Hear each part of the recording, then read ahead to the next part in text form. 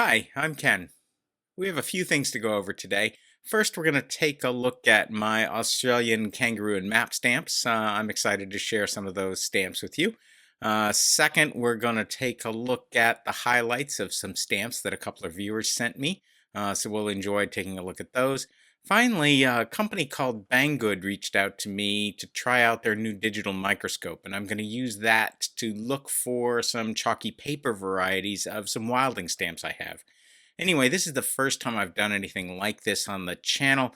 I told Banggood that I wouldn't feature the microscope if I didn't like it, so obvious spoiler, I did like it. Full disclosure, they gave me this microscope for free, but I had the option to not feature it on the channel if I didn't like it, and not sharing that with you, which is the only way I would say yes to that arrangement. If this kind of thing comes up in the future, I generally am only going to share things with you that I like or that I think some of you are going to get some value from. Not that people are coming and knocking down my door to do these kinds of things, but anyway, we're going to share that microscope, but do it with something that I think will have some interest for the channel. Anyway, but let's start looking at my Australian kangaroos. These are my Australian Kangaroo and Map stamps. This is one of my favorite stamp designs of all time. They're simple, bold, and I love the colors. The combination of the map and kangaroo evokes the personality of Australia for me, separated from the world as an island continent and full of creatures found nowhere else in the world. This 2 shilling copy of mine is the easiest to see the design details on. The map is just an outline, but I love how little Tasmania hangs off the bottom looking like a little heart. Tasmania may look small on this map, but it's about the same size as Switzerland. The kangaroo sits in the middle, filling up almost all of the area of the map. The stamp is printed in a single color with both the map and the kangaroo printed in a single step, but on some of the higher values, the kangaroo is printed in a different color as a second step. In those cases, the kangaroo sometimes runs over the border of the map. I love the simple design elements of this stamp. The denomination in a circle, the words, bold outlines in all caps. These are not at all like the other fancy flourish designs of that period, which largely feature heads of states. Compare the kangaroo design of 1913, and this is my copy of Australia stamp number 1, to the King George stamp design that also first came out in 1913. Australia still recognizes the King of Great Britain as their monarch, but otherwise declared full independence in 1986. There's always been an internal conflict in Australia between independence and loyalty to the crown, and you can see it in these stamps. I've laid out my album with all the Roo stamps on this one page so far, and all the King George V stamps grouped together later across 3 pages. You'll notice that I've got 1 page for the kookaburra bird stamp that came out during that same period. Other than that kookaburra, a lyrebird stamp, and about a dozen commemorative stamps, all the stamps of Australia from her first stamp in 1913 through 1936 was one of these 2 designs. Grouping these stamps by design like I have doesn't quite show the political push and pull between independence and loyalty to the crown. The way Scott lists them is sorted by denomination and grouped by watermark and perforation types. This also doesn't paint a good picture of what was happening with these stamp releases. Sorting them by release year, particularly between 1915 and 1924, shows how these stamps were released intermixed across sets, depending on which party was in power at the time. The government of Australia during that time kept switching between parties driving for independence and parties driving for loyalty to the crown. Largely, whichever party was in control at the time released stamps either with the Australian first design of the Kangaroo and Map, or the Loyalist design featuring King George V. But I'm just going to share my collection of Roos today. I have just these 9 different stamps. The first row has my copies from that 1913 series with the watermark Scott lists as watermark number 8. It's a crown over a capital letter A. Scott calls this the wide crown and wide A. This is the table I put together for the various types of these stamps. Notice that along the top, the distinguishing difference between these stamps is that watermark type. There are 5 different listed watermarks. Those first 3, 8, 9, and 10, look almost the same, but the crown is different and apparently so is the width of the capital A. I can't go by the width alone. For me, 9 is different because it lacks the crown details of 8 and 10. I can tell 8 and 10 apart less by the width, but by looking at 2 crown features. The bottoms of the triangles are flat on 8 but slope up toward the center on 10. And the bottom oval of the crown looks more rounded on 10. The last two watermarks are much easier to tell apart by their pattern, crown shapes, and letter choices. That first row of my stamps is from the first series with the wide crown watermark number 8. It's always fun for me to have a copy of stamp number 1 from a country. It's not too expensive in this case, just a few dollars. Those second two are both stamp number 2, but there is a minor type variation in the second one. The third stamp is number 4, the 2.5 pence. Notice that the color of the numbers is reversed from the background for this stamp. I have no idea why they did this one this way. The second row has my stamps that have watermark 10. I don't have any stamps with watermark 9 yet, but I do have 2 stamps with watermark 10 on the second row, a 3-penny and a 6-penny. On that third strip, I have stamps from the last series, the one with the C of A watermark. Those look like 3 of the same stamp design, but looking closer, you'll see that the first one is a 9-pence stamp, and the other 2 are 2-shilling stamps. The 9-pence is listed as violet, and the 2-shilling is listed as red-brown. They are different, but not very different. Finally, I'm keeping 2 copies of the 2-shilling stamps until I understand these better because they look like different shades to me, although Scott only lists them as having one shade. It may seem like I'm spending too much time sharing such a small collection of these stamps, and I'm partly sharing them because I love these stamps, but I'm also sharing them to encourage you in your collecting.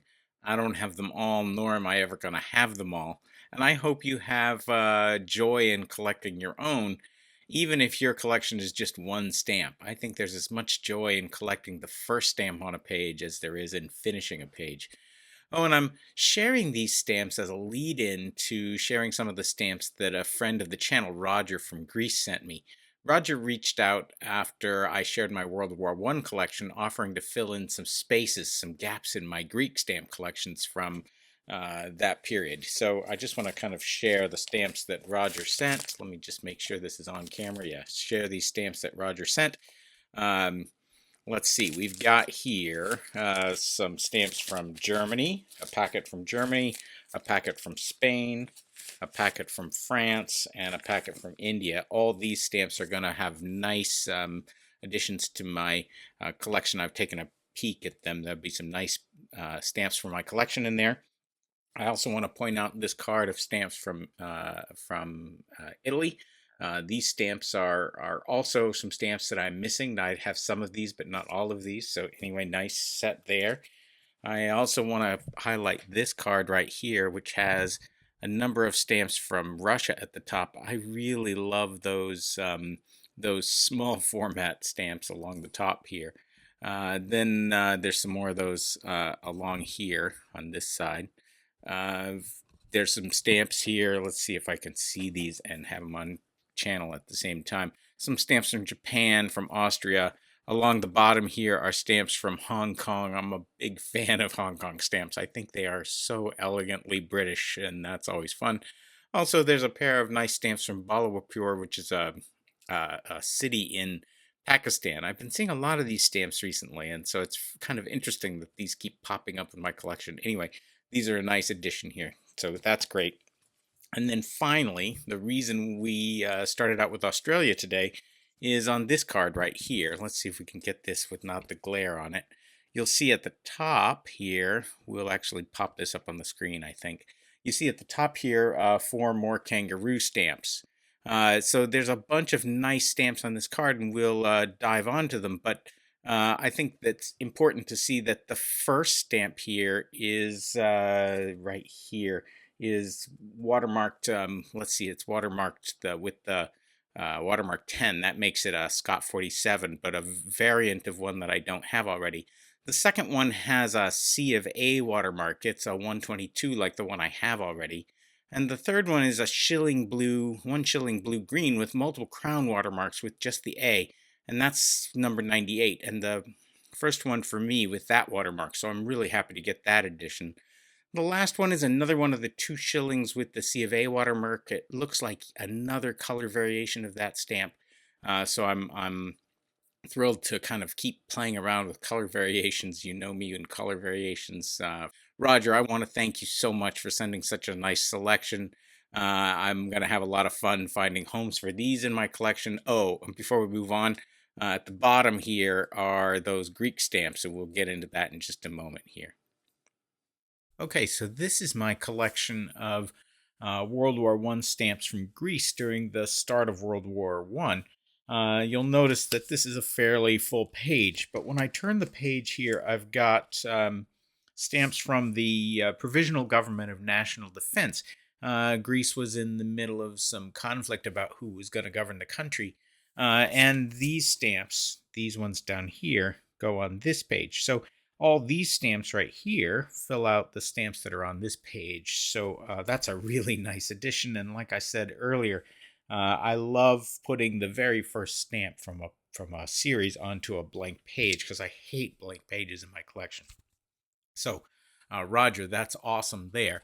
When I turn the page, I've got a second one, which are postal tax stamps from the same period.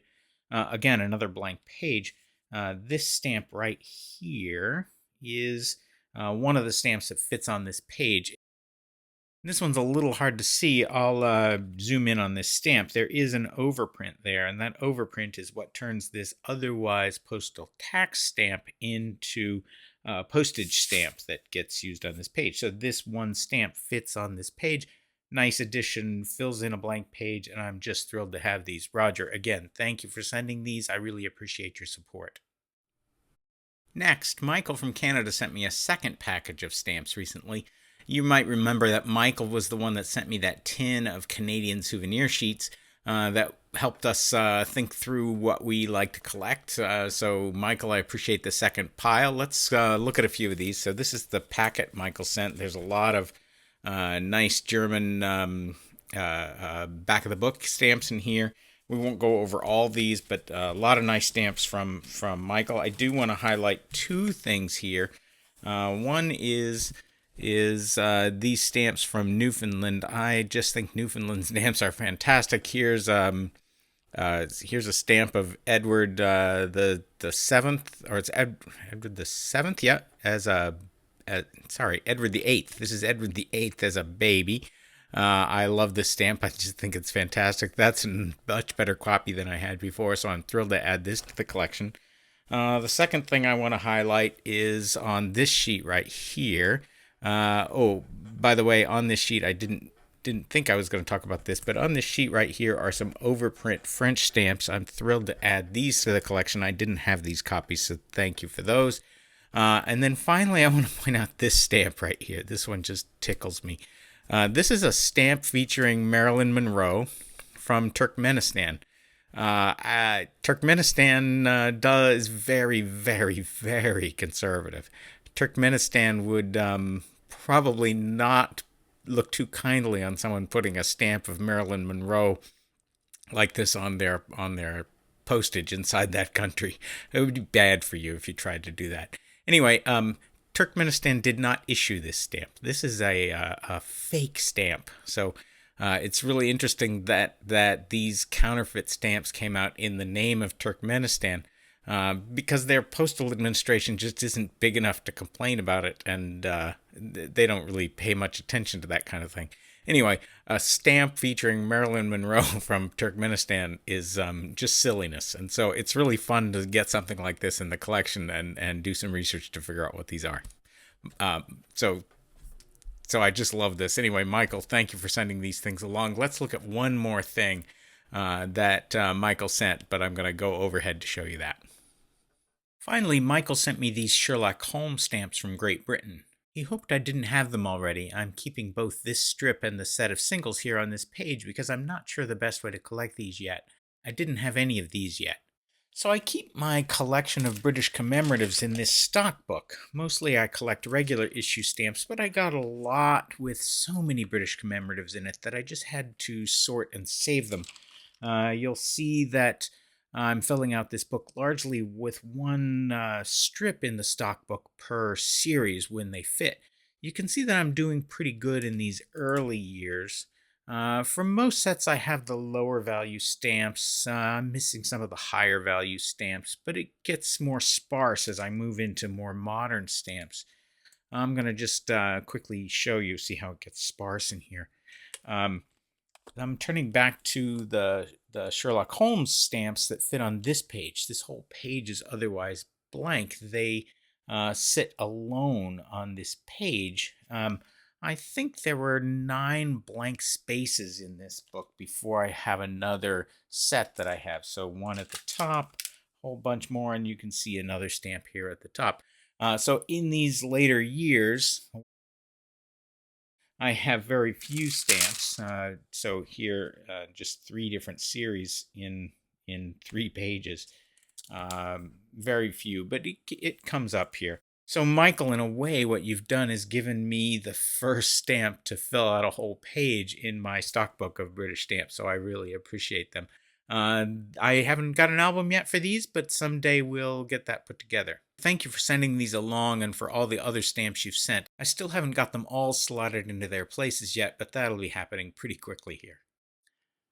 Okay, we're going to do one more thing today. The company Banggood reached out to me to ask if I'd try out their new digital microscope and review it on this channel. This is the first time I've done anything like this on the channel. Like I said before, I told them I'd be happy to take a look at it, but I wouldn't share it with you all unless I could recommend it as something you might get some value in. Although I think I would share a product with you if I thought it was going to be either bad for you or damage your collection in some way. So if somebody reaches out with me and asks for a review, if I like it, I'll share it. If I don't like it, I probably won't mention it unless it's going to be harmful some way. Anyway, I tried out the new microscope and I was really impressed.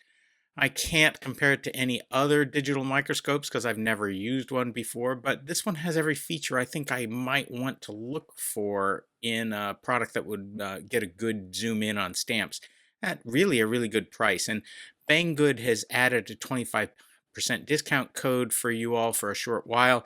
I put a link in the code to that code in the description above, and not above, in the description below. But I'm going to not bore you with a feature review of this like somebody might do. This is not an ad break, but I want to use the product to look at some stamps, and so we're going to look at some stamps with the product and show you how I use it and what I found interesting about it. I was looking at a stamp forum the other day, and someone asked how you could tell the chalky paper versions of these Wilding stamps. Uh, I wasn't really honestly aware that there were chalky versions of these Wilding stamps. It turns out there's 2 different ones, and I totally had glazed over them.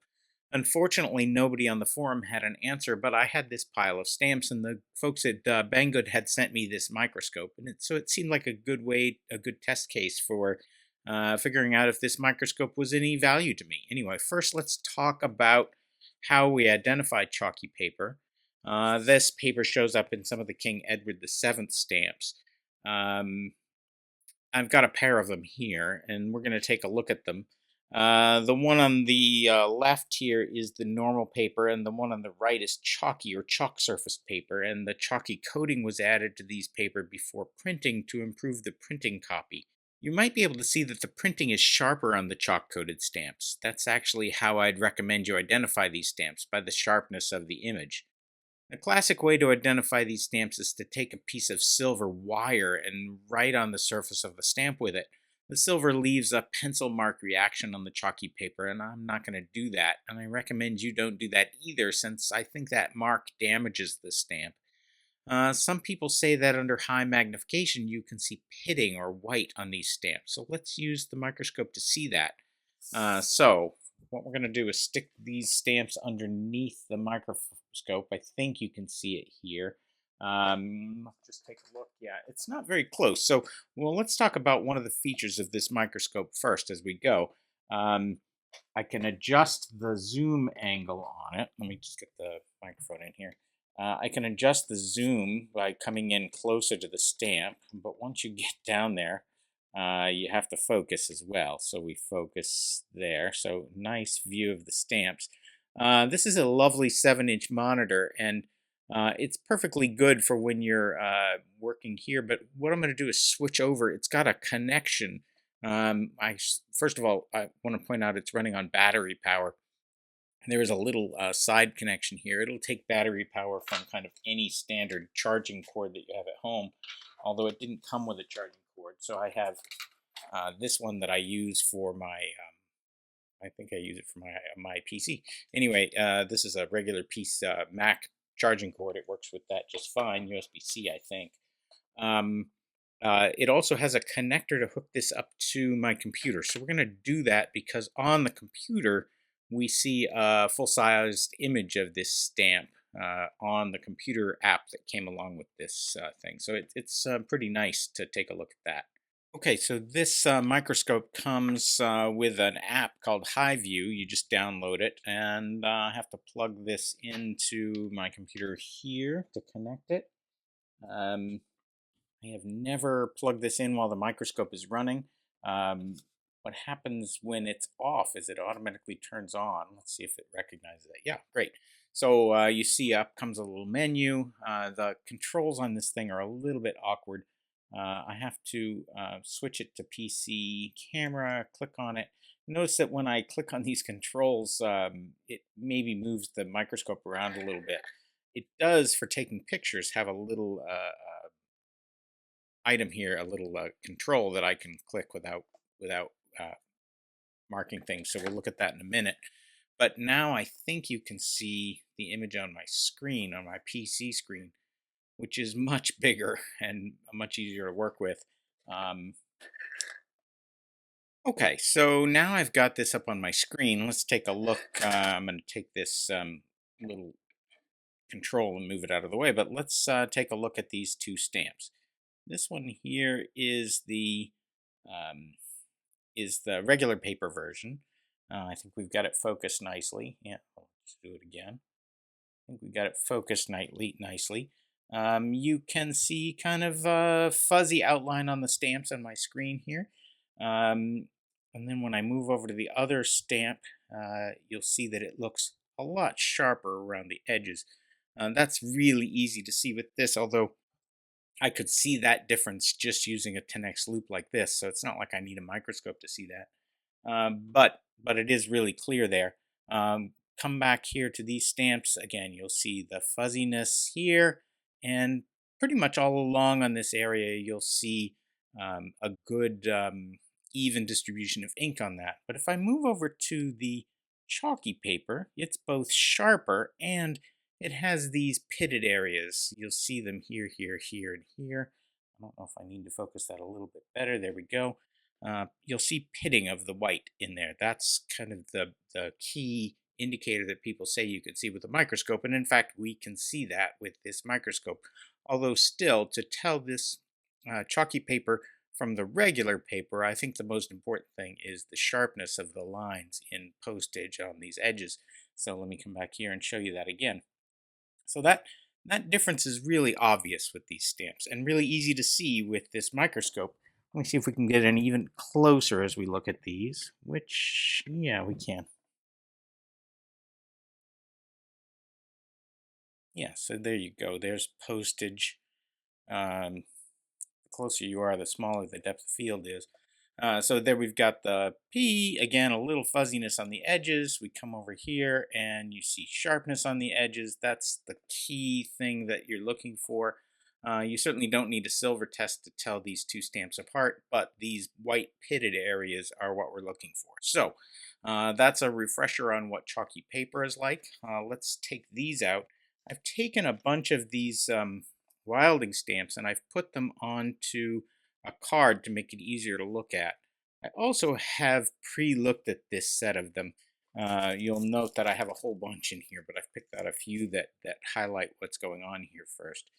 This first one we're going to look at is from a booklet pane. You can definitely see that at the top here because the line is flat.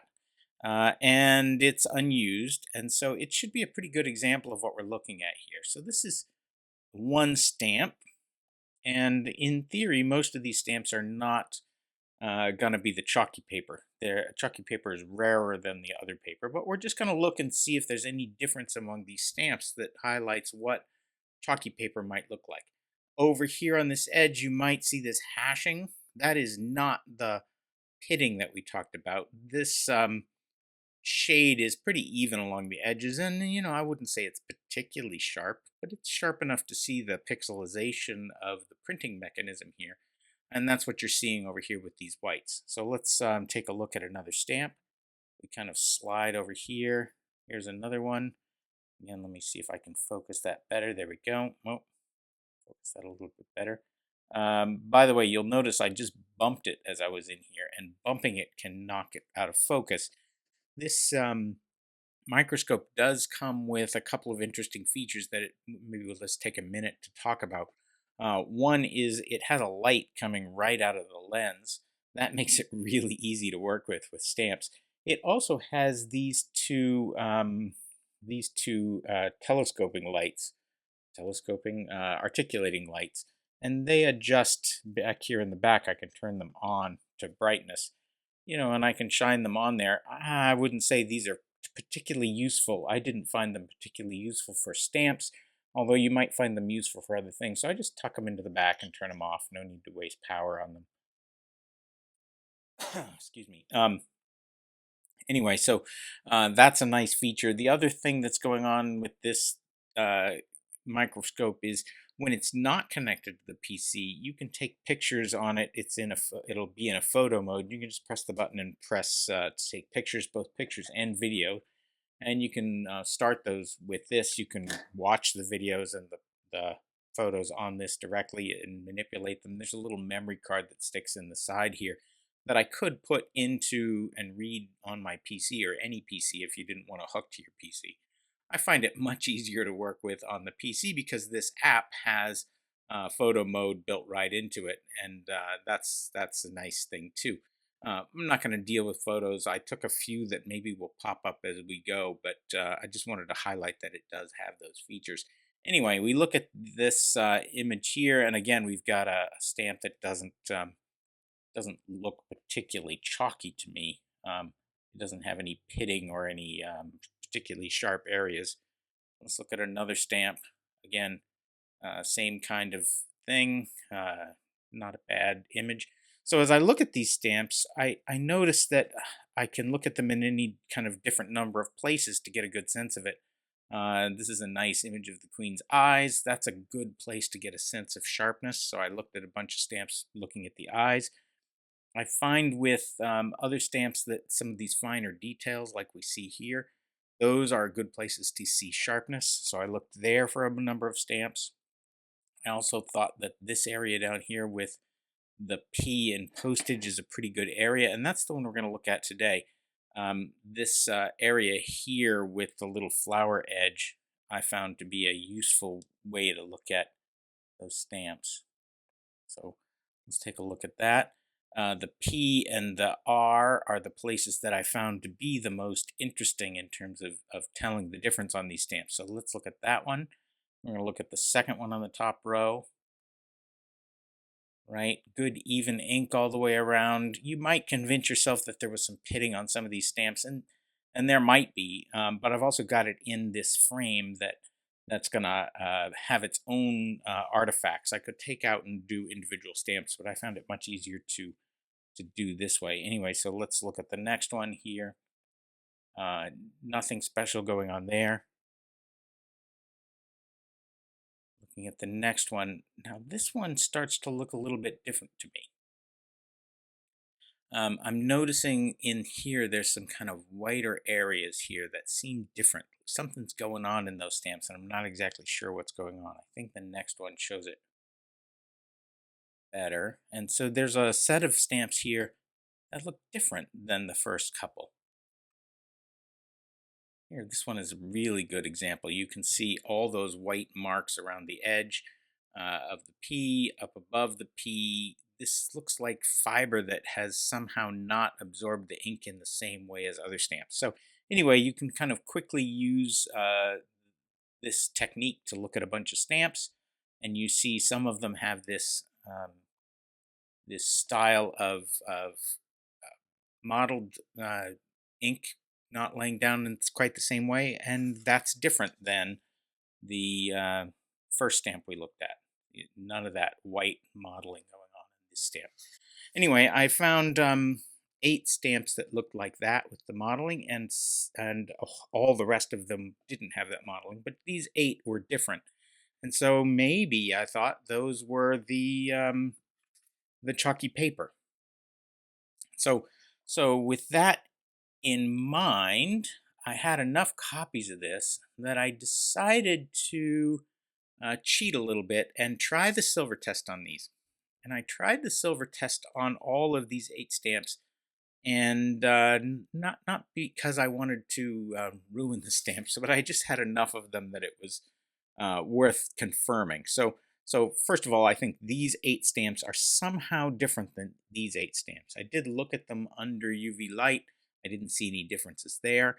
That was interesting to me. But something is different about these stamps, and I didn't know what it was. My presumption is, by the rarity of that, right, in this whole packet of stamps, only those 8 had that weird fibrous effect on it. So I decided I would try the silver test on these. And so I did the silver test on these 8 stamps. And I don't think you can see it in this image, but trust me, there was no silver test reaction in any of these stamps. So I think we can conclusively say that these are not chalky paper stamps because they did not react to the silver test, even though they're different from these stamps. Now, obviously, I tried the silver test on these as well. I actually spent some time going through all these stamps, trying the silver test on all of them, just to see if I could find one that proved itself to be the chalky paper so that I could then look at it under the microscope and see the difference. I didn't find a single stamp in all these that is the chalky paper. I'm not terribly surprised. It's kind of a rare variant. Once I find one of them, I'll probably look at it under the microscope again to see if I can tell if there's any difference in the paper or the sharpness of that particular stamp. That would let the microscope be a good way to tell. But for now, I can't find a good way to tell a chalky paper from a regular stamp because I just don't have an example of it. Although, I think it should be clear by now that something different is happening on this stamp with the with those odd marbling of the fibers. I don't know exactly how to call that. And that's different from what's happening on, say, this stamp, where the ink is laid down very evenly. And I wouldn't say sharper. It's not sharper.